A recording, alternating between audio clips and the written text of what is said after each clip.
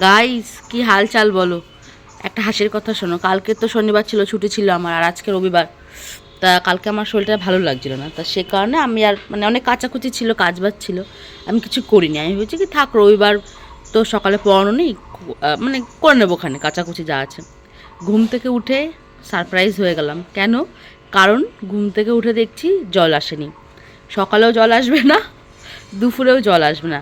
যা প্ল্যান করে রেখেছিলাম তার ওপর ঠাকুর পানি ফেক দিয়া পুরা। তাই যে এখন সকালবেলা কফি খাচ্ছি বিস্কুট দিয়ে। আর যেহেতু আজকে রবিবার, সেহেতু বাড়িতে একটু ঘ্যানাচ্ছি যে মাংস খাবো মাংস খাবো। আর বাবা মা উল্টো আমাকেই বলছে তুই একটু খাসির মাংস খাওয়াবি, পয়সা দে।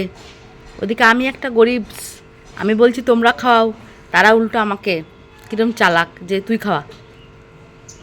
আমার কাছে যদি পয়সা থাকে আমি কি তোমাদের কাছে হাত পাতি, নিজেই এনে খেয়ে নেবো রান্নাবান্না করে। বাবাকে অনেক পটানোর পর বাবা যথারীতি রাজি হয়েছে সকালে পেটাই পরোটা আর দুপুরে মাংস খাওয়ানোর জন্য। আর এই যে আমি এখন লগ ইন করছি, আমার উইক অফটা শেষ, টাটা।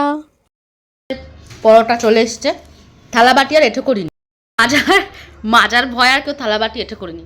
এই আরেকজন ক্যামেরা দেখলেই চলে আসে। তুই খাবি পরোটা? হ্যাঁ।